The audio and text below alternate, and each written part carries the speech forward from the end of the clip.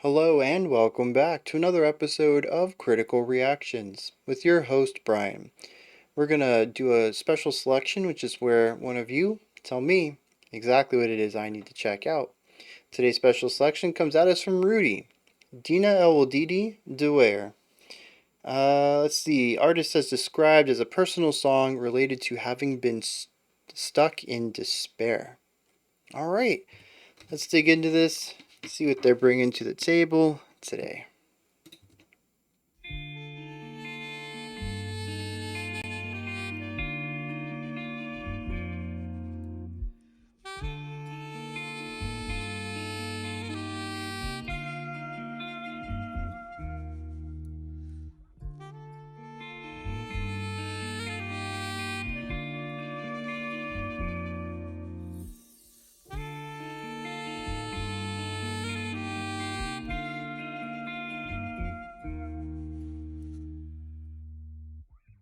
عارفك مش تايهة ولا عارفة فين الطريق والمكان والحقيقة، لكن في حاجة جريئة وبريئة ينفع تدوم في القلوب الرقيقة.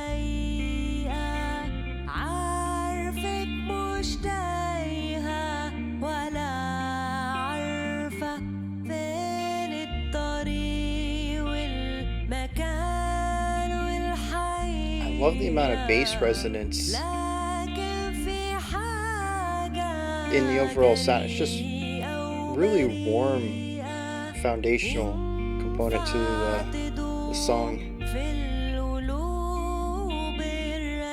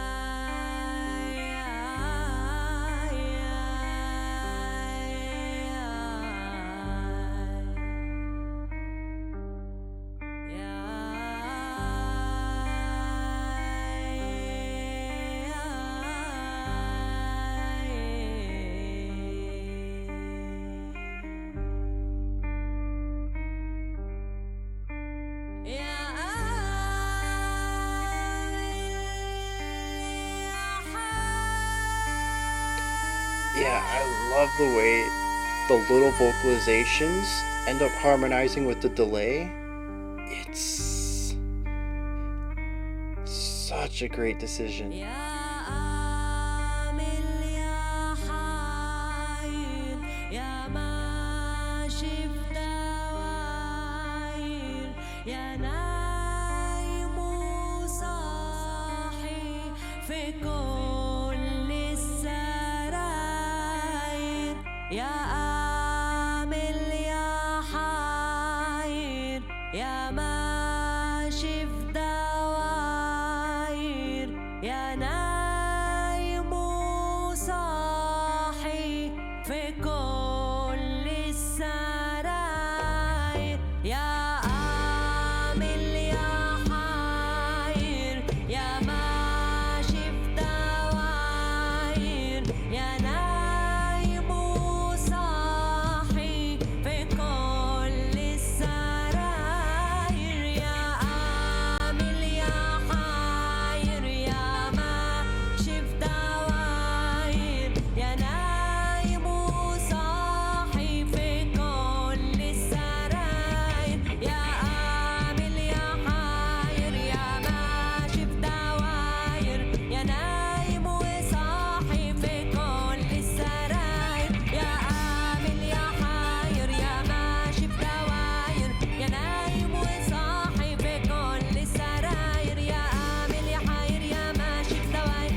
Okay. نايم وصاحي في كل السراير يا عامل يا حاير يا ماشي بدواير يا نايم وصاحي في كل السراير يا عامل يا حاير يا ماشي بدواير يا نايم وصاحي في كل السراير ما ترجع لأصلك وشوف مين في فصل دي شمسك وردك وصول الوصول وشمس وفصول ما ترجع لأصلك وشوف مين في فصلك دي شمسك وردك وصول الوصول وشمس وفصول.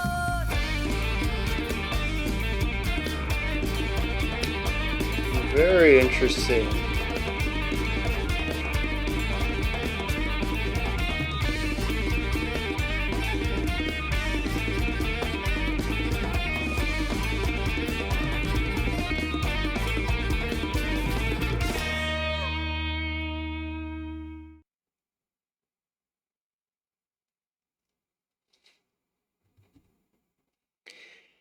Yes, we got a little bit of a slow burn here.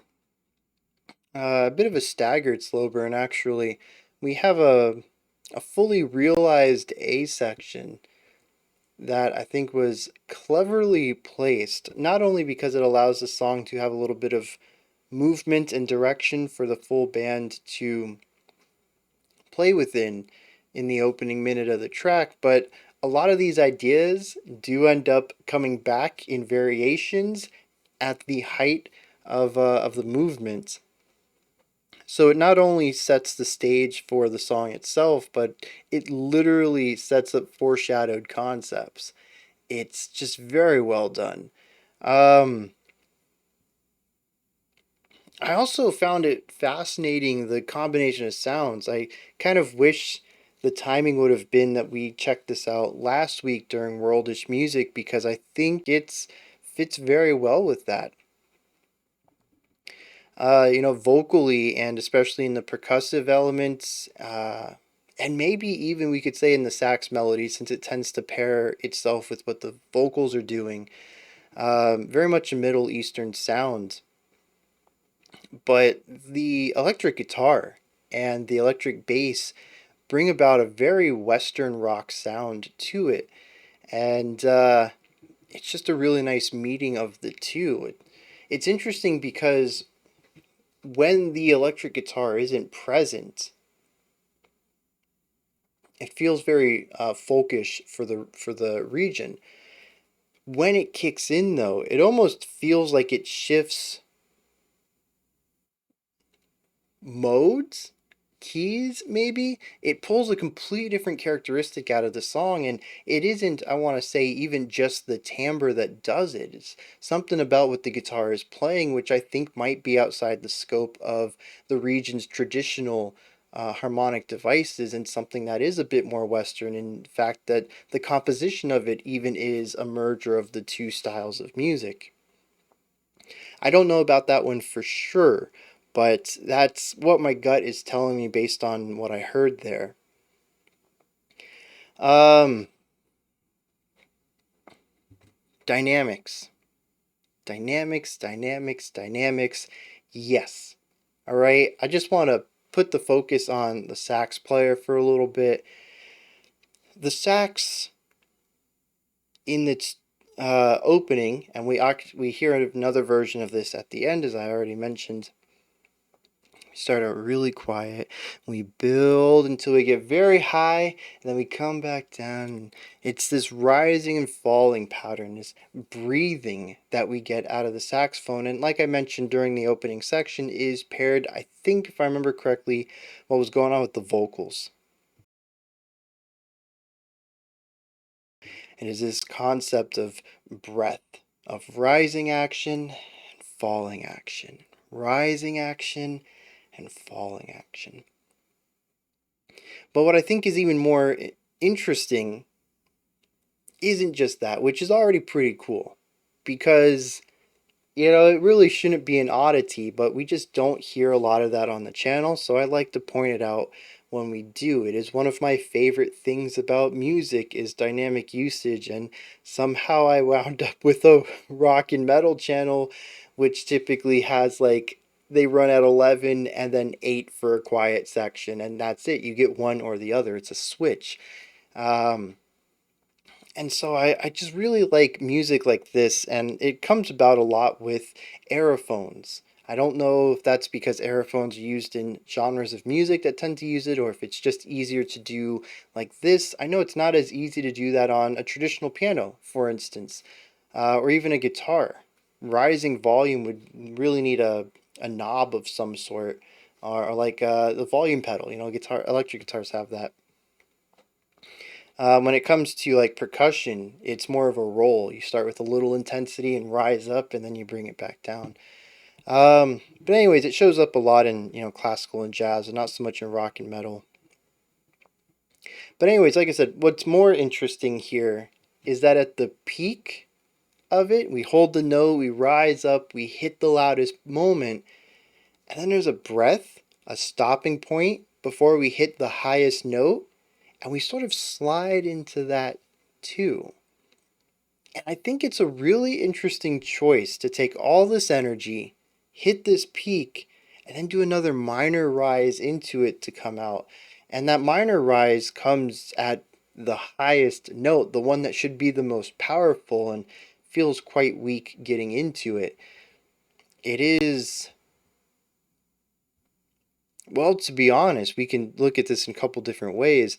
It is an idea of exhaustion. Any loss of momentum brings you back down to zero. You're always building up into that high point, and the breath that you need to take to play that next note means you have to start over again. But it's also just about the difficulty of pushing forward. Rudy had mentioned that the song was about a personal song relating to having been stuck in despair.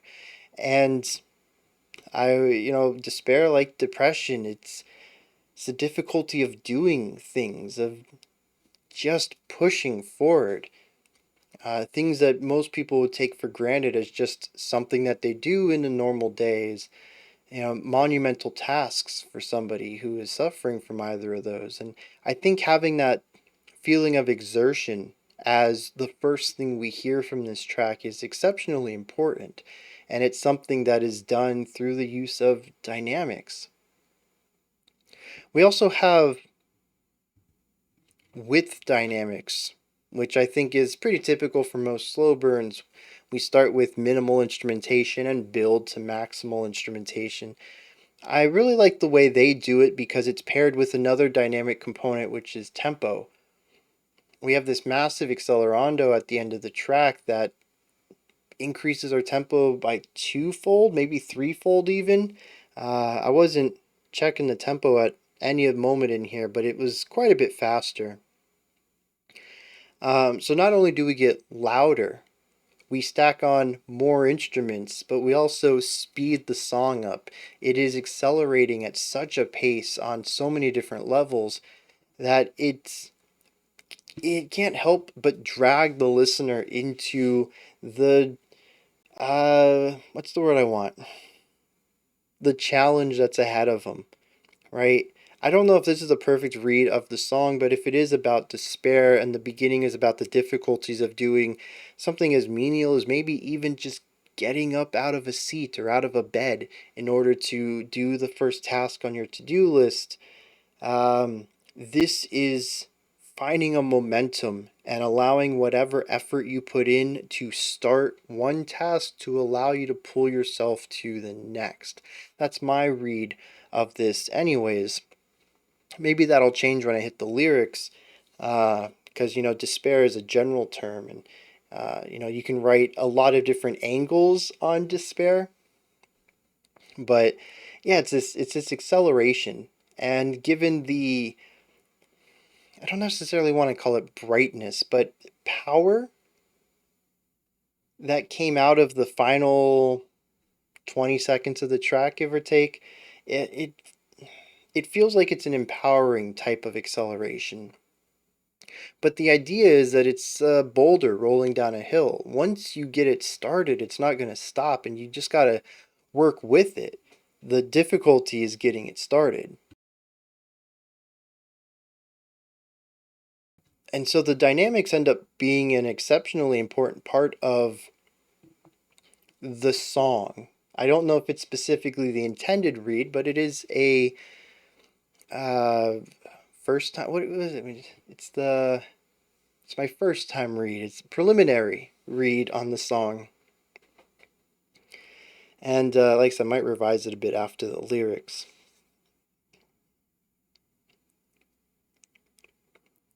The instrumentation here is it's role based, but a lot of it is foundation. The guitar is uh, chords.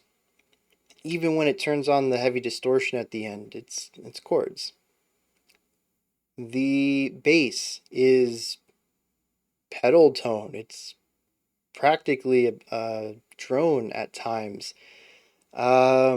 I noticed that the hand drums are frequently quite simple. There are no complex rhythmic components, there's no polyrhythm. Both hands are usually doing the same thing, and it's simple quarter note beats.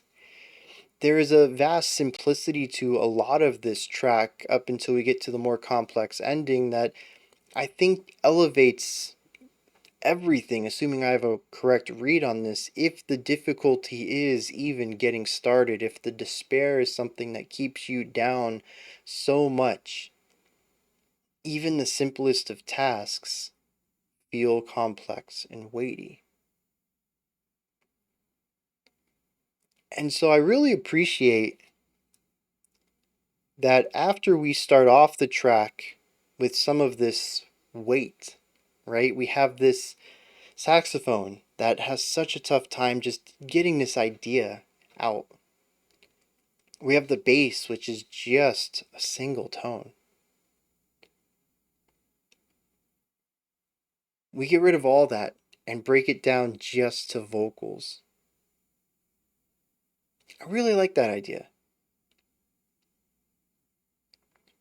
Because when you're like that, you feel alone. Despair is really good at making you feel lonely. And I like how the song ends up I really hope the lyrics are positive, like despair sucks and I've been there but I came out of it, like having this positive turn, because that's how I feel a lot of the music is rolling. But the idea of starting simple, starting of just yourself and branching out and finding out that all these other components in the music, but metaphorically, maybe the people around you, maybe just your own momentum, helps everything work. It helps you get out of the funk. Um, I think the last thing I want to touch on is just the genius use of delay here. This style of singing is very heavily focused on ornamental ideas. Hitting a note, dropping down, playing around with it, and occasionally coming back up to your starting note. There's a lot of that movement, especially in the second half of the track. And I noticed she was fiddling around with some buttons when they were transitioning into the second moment.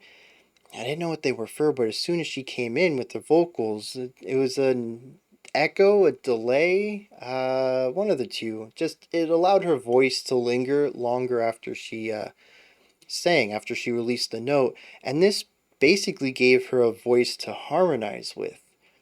And so a lot of these little ornamental ideas on their own are pretty. It's a nice flourish to the melody line, but when you pair them with the delay, you end up with these really interesting harmonic ideas going on, beautiful harmonies. I think it's most interesting that there really isn't much tension or dissonance in here at all. It just goes to showcase her her vocal skills and the ability to just hit a note and do these big leaps up or down in these flourishes and just pinpoint right note. And so when she ends up doing these dyads with herself, in a sense, it's just fully consonant. It's just gorgeous. Absolutely lovely way to pair traditional melodic writing with a modern concept, being able to harmonize with yourself through effects. Absolutely love that bit. It was just a stroke of genius. I'm gonna hit some lyrics. We'll see what's going on with them. There's actually quite a bit of repetition in here, which I didn't pick up on. Understandable. I don't speak the language, but there's really only 6 lines worth of lyrics here. I think we're gonna read through all of them because I think it's a really neat story, or not a story. It's a concept. It starts out saying, "You may not know where you are headed in life or what the truth is, but there is something bold and pure that can last in sensitive hearts." It says this bold and pure thing can exist in tender hearts and endure. And I really like this line, that even those who are lost can still find a truth that can bring good to the world, which is what I think they're really aiming at there, something that is bold and pure, that lasts in sensitive hearts. As long as you're, looking out for your fellow inhabitants of the earth, you will find this bold and pure thing, and it will last within you. This idea of having a pure heart.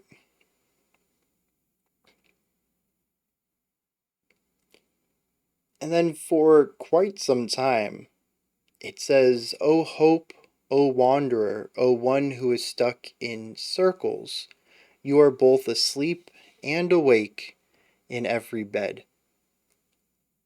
And this is such a baffling line to me. Like, on a metaphorical level, it's the pure concept of being lost. You are in a duality of states. You're not just in that duality of states of both being asleep and awake, but you don't have a place either. You are everywhere and thus nowhere. You are in both states, so thus in no state. It's it's an interesting line. I think what really perplexes me isn't that we just hit it and pass on, but the fact that it's repeated 8 or 10 times or something like that. It's the core concept of the middle of the track. And I love how it's not necessarily calling somebody that, it doesn't say, "Oh, lost one," or "Oh, confused one." It's "Oh, wanderer," who is stuck in circles. It's not somebody who is lost their way, it's somebody who doesn't know what their way is. They're not lost, they just don't know where they're supposed to be. And that's a very big difference.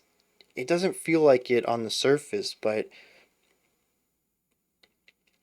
it's a huge departure to know where you're supposed to be and to purposefully not be in that area, or to have wandered astray, versus not even knowing where you're supposed to be in the first place.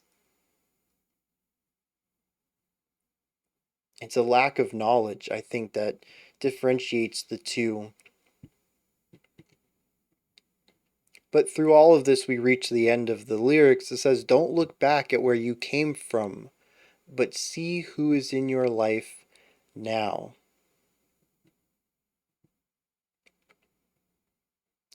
I find this line interesting because I am somebody who really strongly thinks that looking to the past is one of the best ways to go forward. But I think specifically what she's stating here isn't to just not look on your past, but don't dwell on where you came from. That might be a bit of a light reading on it. Maybe she very intentionally says, don't think about the past, only think about the future. I'm trying to meet him halfway here at least. Don't dwell on what the past is. Keep one foot in the present. See who's around you now. You can find your place not just by looking at where you've been, but where you are.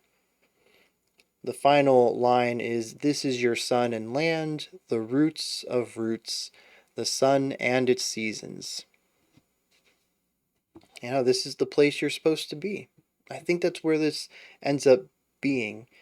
What it ends up saying is that through all of this, through all the circles you walk of the lacking of state, the lacking of place, not knowing where you're supposed to be, just look around you. It must be where you're supposed to be. And I kind of like that concept. Maybe it's not where you're supposed to be in the future. Maybe it's not your final destination, so to speak, but the path you're on is the right path you're on because it's where you're supposed to be. It's going to take you where you're going.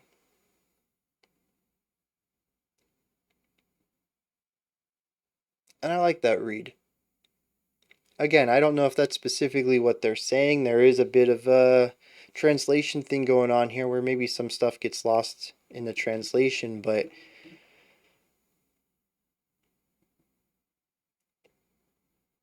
I dig it because it also means that the wandering of being both awake and asleep in every bed, of just being everywhere, not knowing what your place is, that's the slow burn.